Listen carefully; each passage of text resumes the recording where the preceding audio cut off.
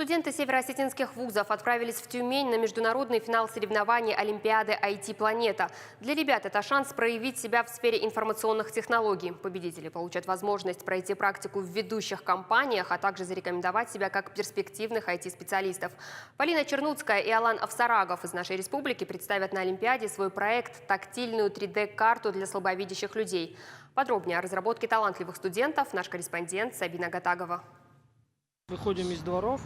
Да, выходим из дворов, повернем налево и пройдем вдоль здания. Вот оно здесь показано, вот оно. Вот оно. Да.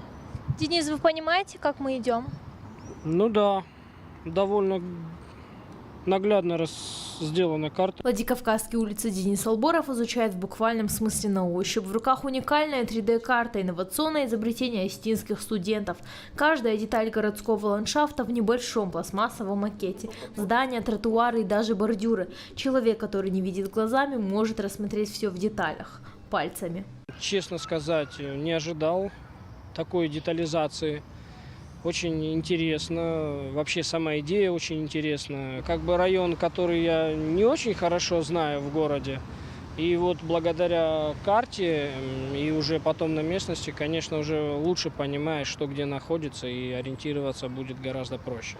Сделать Владикавказ доступнее для слабовидящих людей взялись студенты Северокавказского горно-металлургического института Полина Чернуцкая и Алан Авсарагов. Они создали специальную тактильную карту. Точнее, ребята только в начале длинного пути. Хотят воссоздать в миниатюре каждый городской район. Верят, что дело нужное. Больше всего в разработке этого проекта мне нравится, что это именно социальный проект, что людям будет интересно это получить, потому что, я думаю, в нашей республике с инвалидами нет такой именно работы, именно чтобы это IT-сфера была.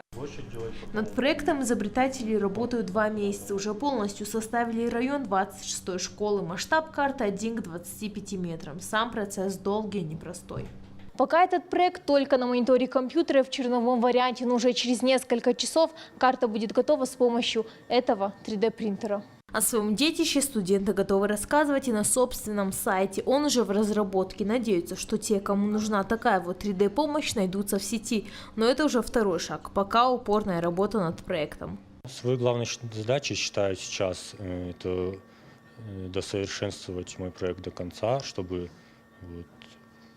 люди могли им пользоваться с легкостью, то есть и у них не возникало проблем с его пользованием. У ребят большие планы. Обещают, что после Международной Олимпиады в Тюмени продолжат работу над своим проектом в удвоенном темпе.